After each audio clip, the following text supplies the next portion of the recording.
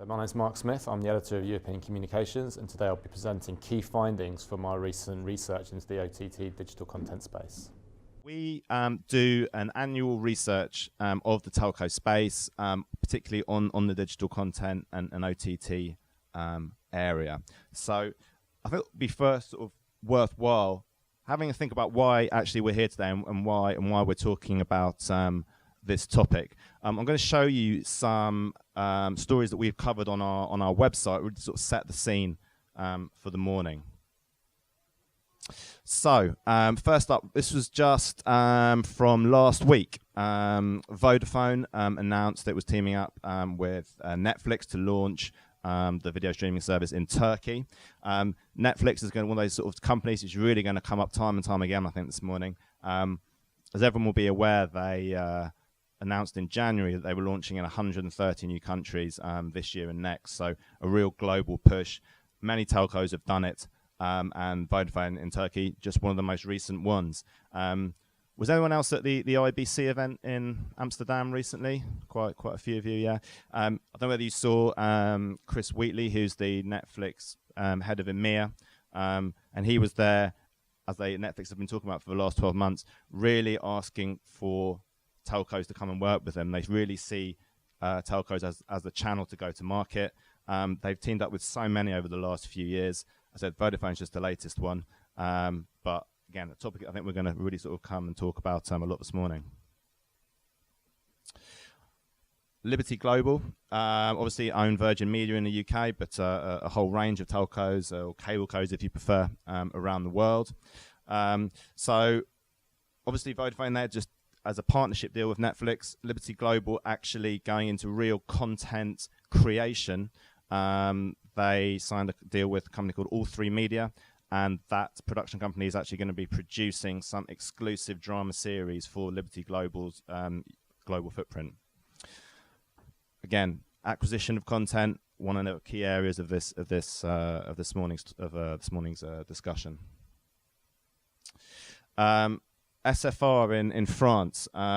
This is one I found particularly interesting this year. In April, they announced that they were really going to sort of, again, really go into the content creation business. They acquired a French production broadcasting company, which does a huge range of stuff, one of which is a sort of 24-hour news channel, for example.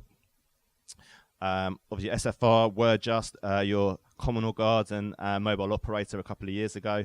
They got acquired by Altice and were merged with Numericable, which is a cable co in France. So in the space of 2 years have gone, as I said, just from your regular mobile network operator to becoming a really all singing, all dancing, converged player, and now they're really getting into the content space. So a real sort of benchmark, I think, in the French market. It's not all about TV and video. Music is another key area, and EE announced a first for the UK market. They teamed up with Apple Music in a bid to tempt customers to join their network. I mean, whether that picture would make you want to join EE, I'm not so sure, but nevertheless, that was a first, and they've obviously spent some money on doing that. Obviously important to note, I think, that EE now owned by BT.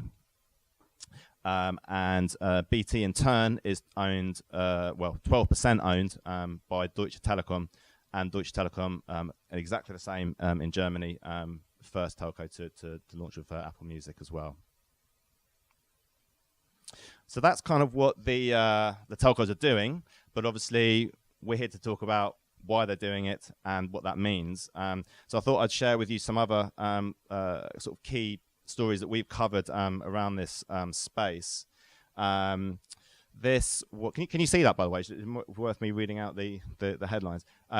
This was a study done by Huawei, and their point really was that operators in Europe must diversify their mobile video strategies.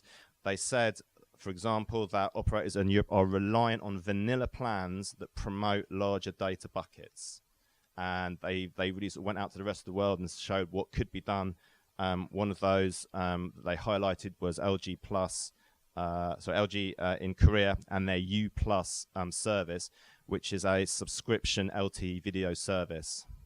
So again, really just beyond just going and doing the have more data and use more stuff. It's kind of really trying to diversify that and show what different things you can do. Now to that, again at IBC, Vivendi were there, and their chairman of Vivendi Content made a presentation and talked about their Studio Plus app, which is a dedicated mobile first service. And they are launching with a sort of TV series, episodes of which are just 10 minutes in length, and I said just purely dedicated for mobile devices. So, and he was there very much sort of saying, we want to work with telcos. We want to work with telcos on this to promote this. We don't want to work with Google or Facebook or whoever it is. We want to work with the telcos. And he was like, premium short content, and this is a quote, is a big opportunity to create value on mobile networks. So I thought that was really interesting to sort of see an actual dedicated service that being aimed purely at telcos, and that you want to work with them. So we'll see how that develops over the next few months. I think they're launching in Latin America first, but Europe is very much on the way. This was an Ericsson survey, and they found that everyone sort of says, well, millennials and young people just like to use Wi-Fi to consume their content. But they found that data traffic transmitted by teenagers over cellular networks increased by 127% between July 2014 and October 2015. And they were very much to the point that it's, operators, teenagers are willing to pay for connectivity if you have the right content and you provide the right services. Well, that was an interesting point, which I said often gets overlooked now in terms of Wi-Fi everywhere, etc.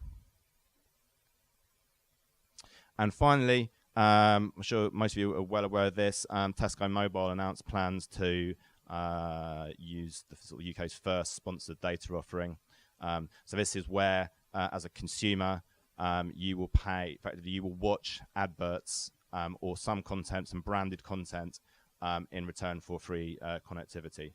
So again, going back to the Huawei point about diversifying strategies, there's sort of two there. Vivendi want to do something which is special just for telcos.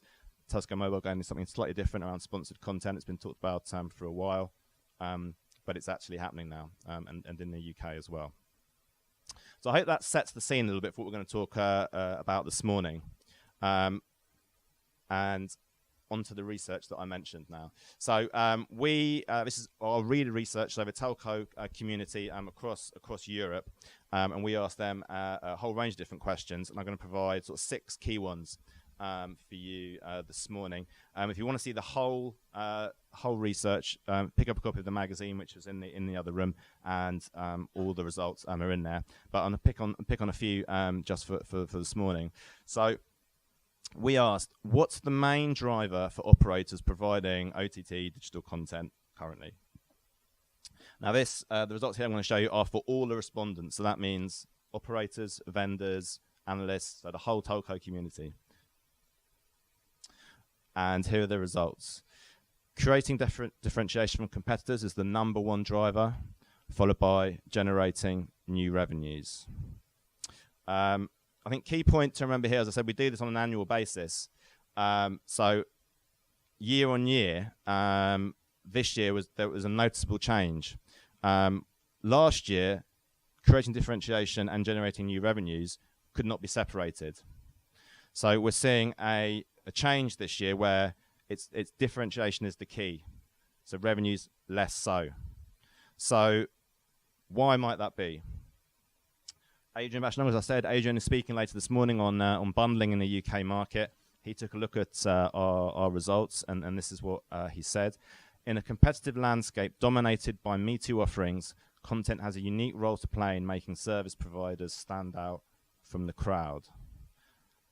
So, again, a lot of operators looking at content and what content they want to do, but if everyone's doing the same type of content, how does that differentiate you in the market? How does that make you stand out?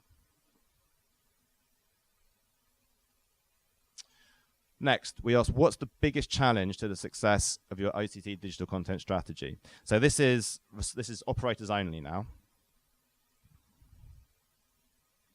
And here are the results. And you'll notice, again, differentiation is top of the pile. So the differentiation is the biggest driver for telcos, but at the same time, it's their biggest challenge. That came ahead of complexity of relationship with partners, return on investment, and rights acquisition or cost of licensing content. So differentiation really is the watchword here. There's no real comparison between last year and this year, just simply because we updated the answers options that the respondents could provide. Just so you know, last year it was a lack of partnerships with content providers was the number one challenge that was cited by operators. And again, Adrian, I'll put a quote up from him here, which kind of is salient to that point. An ever-widening range of partnerships may be counterproductive if it limits the time and resources devoted to each partnership in turn. So last year they were looking for lots of partnerships, or they didn't have enough. This year it's kind of, as I said, differentiation. So again, it's that point of like, you can have as many partnerships as you want. You can sign up to 10, 20, 30. But if you don't have the time and resources to make each of those partnerships work in turn, you know, you sort of be careful what you wish for, isn't it, to a certain extent. It's better to be much more sort of focused and make sure that a partnership works than simply just have a wide as range as possible. So, specifically on differentiation. So if it's important, we wanted to know how differentiated operators thought their own particular offerings were. Perhaps no surprise, 3/4 said their offerings were differentiated. But although the majority do, 57%, they do admit that it's only slight. And again, as I said, Adrian's going to be presenting on the bundling thing, and we're going to get a view of what actual consumers think. So if operators think they're actually differentiated, what do actually the consumers think? And I think we might well see a different view. But here is what one operator respondent said. We offer Spotify, HBO, insurance, audiobooks, and are working on several more partnerships. So that gives an idea just of the breadth of partnerships and content and services that operators are looking at offering their customers. But as we said, it's not simply now about offering as many as you can if you are not able to back it up with the time and resources to actually make those work and stand out and differentiate your offering.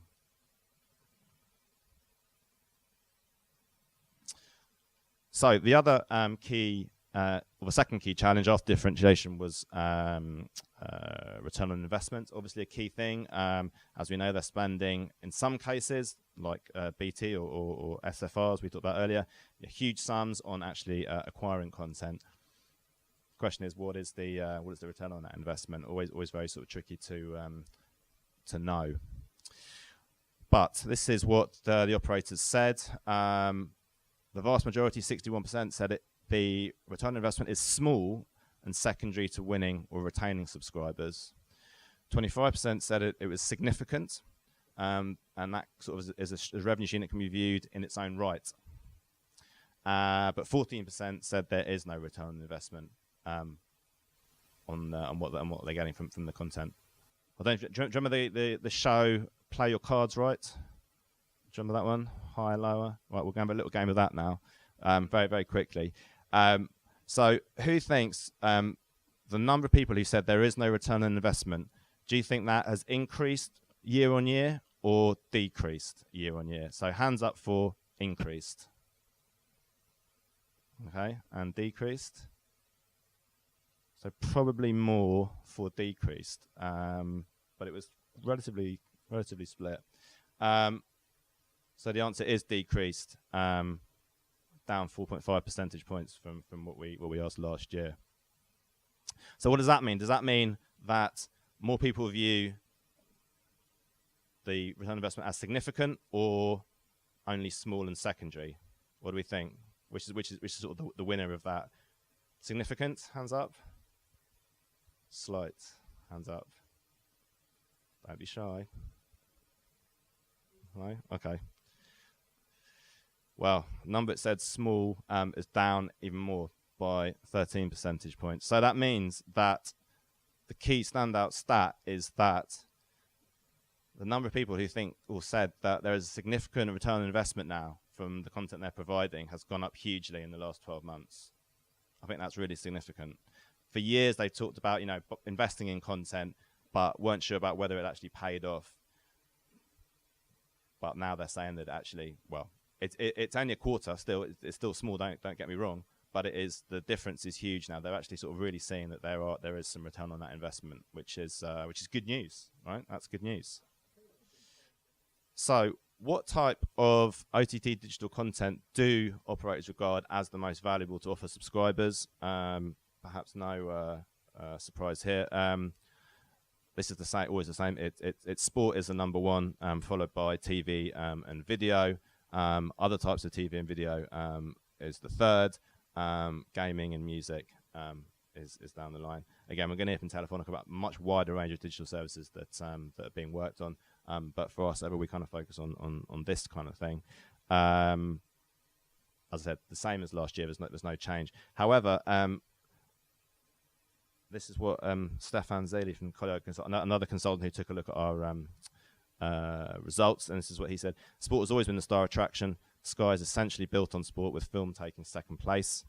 BT has followed the same route because exclusive sports rights can pull in a broader segments of the market. As I said, I'm quite interested in the gaming thing, and I was really pleased to see that Virgin Media just in the last couple of months have announced a dedicated service for gamers. Not that I play these things personally, but I think it's a real area that operators can look at to monetize. So Virgin, it was just last month. So they're targeting gamers with an unlimited broadband offering, which costs £5 on top of their most expensive tariff. But they're saying, you can play all your games, etc., and with unlimited data. So I think that's something to talk about differentiating, doing something a little bit different. I was pleased to see that because I think gaming is a real area that can be targeted from a monetization point of view.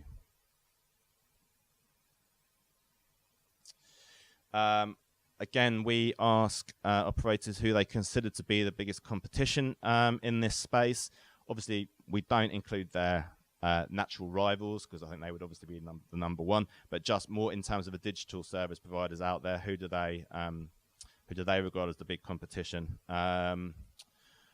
Facebook, number one, Netflix, number two, other, number three, national broadcasters, Google, Amazon, and Apple. So I thought it interesting, there's a big sort of change this year. Google was always number one. Rather worryingly, and I'll come to this in my next slide, a lot of people in the other category put YouTube, which is slightly concerning, given that Google own them. And if I don't know that, then there's some questions to be asked there. But I also think the rise of Facebook to number one. I think it was just since we last did this survey, they have launched their live video streaming service. So I think that probably accounts to a large degree for Facebook being given number one. And I think certainly as a journalist and a media company, we're very much aware of the increasing move that Facebook's are making into a wide different area of sectors in the digital space. Interesting that they're number one now. So I think, just to point to say, Google is quite low there, but I think if you add in the YouTube, then it does rise up quite significantly. Okay, last slide from me. Again, this is in our magazine, which is available in the other room. I did an interview with David Boucher, who's the Chief Digital Entertainment Officer at Virgin Media, to talk about their strategy. David is just over a year in post. He was formerly at Sky, and he's even launched his own children's TV channel in the past life as well. So an interesting guy. He really in his words, he undertook a root and branch reform of the Virgin Media TV business. He said, they used to be a TV company, but really retrenched into just offering broadband and cable services. They're making a really big push back into sort of TV and video. and he's the man to deliver that. But I'm just picking out a couple of choice quotes I thought, given we're talking about the telco community here. And he said, they simply do not know the conversations that they need to have with the TV industry. The attitude of a telco is that content is a cost, but that doesn't get you a great consumer offer. So some harsh but probably true words to a large degree from David. So that concludes my introductory presentation.